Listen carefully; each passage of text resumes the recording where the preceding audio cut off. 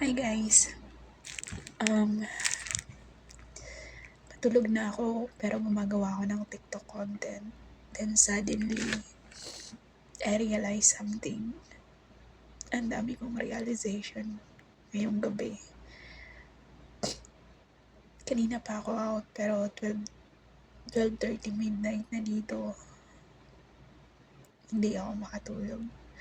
Napabangon ako.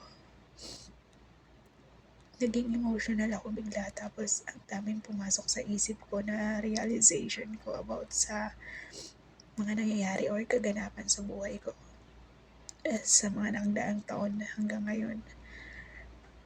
Yung tipong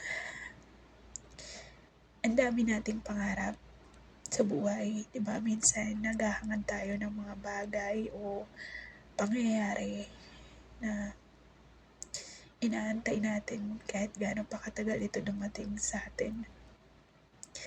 Tapos kapag may dumarating, hindi tayo nasasatisfied.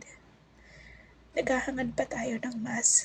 Yung tipong hihilingin natin na hindi lang dito, hindi lang to. Gusto ko pa ng ganito. Gusto ko pa ng mas bigger dito. And then, habang natatamasa mo yung mga bagay na meron ka at yung mga pangyayari sa buhay mo, hangad ka ng hangad ng masigit pa. Then throughout those things happen, hindi mo na-appreciate kung ano yung dumarating sa'yo. Nakakalimutan mo magpasalamat minsan sa mga bagay na pinagkakaloob sa'yo. Nakakalimutan mong i-appreciate yung mga nakalaan na nandyan sa harap mo. Kasi mas naghahangad tayo ng masigit palagi. Hindi tayo nakokontento kapag nakakatamasa tayo ng mga bagay na magaganda. Which is, oo naman, pwede naman yun. Maganda naman yun kung titingnan natin na yun, may mga bagay na hinahangad natin nangyayari tapos hihiling tayo ng masigit pa. Siyempre, pinagtatrabahuan naman natin yun. Dinadasal natin yun, pinagtatrabahuan natin.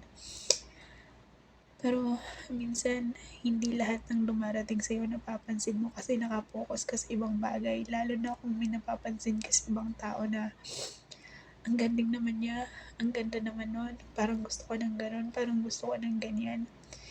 Which is yung mga na-achieve mo, hindi mo na napapansin, never mo nang pinagpapasalamat kasi parang baliwala na lang sa'yo.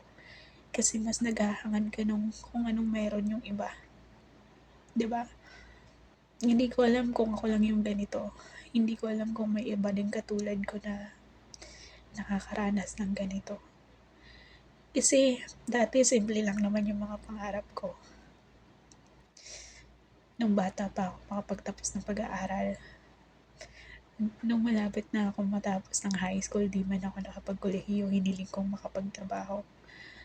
Nung nakapagtrabaho na ako, hiniling kong maging ganto, maging ganyan, makarating sa ganto, magkaroon ng ganto. Hindi doon natapos. Hiling tayo ng hiling. Tapos hanggang sa ang dami ko nang hinihiling, ang dami nang pinagkakaloob sa akin. Ang dami ko ng bagay na natatamasa pala. Minsan nakakalimutan kong ipagpasalamat. Kasi pag may nakita ako na achievement ng iba, lagi kong pinapasok sa isip ko na gusto ko din ang ganun. Gusto ko din maging ganun. Tapos feeling ko binigay na sa akin yung lahat. Pero ang dami ko pa rin kahilingan. Hindi ko na-appreciate kung ano yung pinagkakaloob sa akin. Kasi nakapokus ako dun sa mga gusto ko pang mangyari. Nakakalimutan kong ipagpasalamat yung mga simpleng bagay na meron na ako. Kasi naghihangad pa ako ng mas higit pa. Alam mo yun, Di ba sabi nila small things mas matter. Mas nagmamatter yung mga maliliit na bagay. Pero sa dami at sa laki ng hinahangad natin sa buhay, yung mga maliliit at simpleng bagay, pagkakataon, pangyayari na pinagkakaloob sa atin, nakakalimutan natin yung magpasalamat yun. Yun lang naman. Yun lang naman yung mga naisip ko na grabe. Grabe si Lord. Grabe na yung naibigay niya sa akin. Mula sa lakas. Sa pag-provide sa mga pang-araw-araw. Mula sa mga dasal na simple na alam kong natutugunan niya. Minsan hindi ko na ipagpapasalamat lahat ng yun. Kasi palagi ako nakapokus kung ano yung goal ko. Yung panibagong goal na meron ako. Grabe. Minsan naisip ko napaka-selfish ko na ata. Nakakalimutan ko na siya. Nakakalimutan ko na magpasalamat sa kanya. Kasi feeling ko lagi kulang pa. Feeling ko lagi hindi pa sapat. So, yun lang. Ako lang ba? O kayo rin? Emotional. Thank you for watching. Sana kayo din ma-realize nyo na marami nang pinagkaloob sa inyo.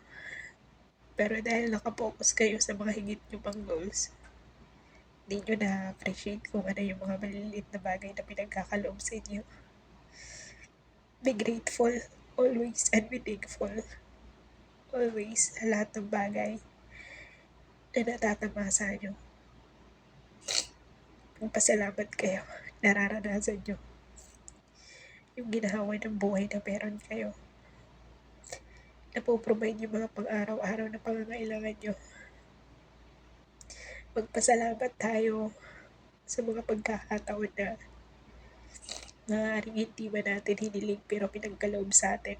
Lalo na kung magandang bagay ito. Yun lang. Good night.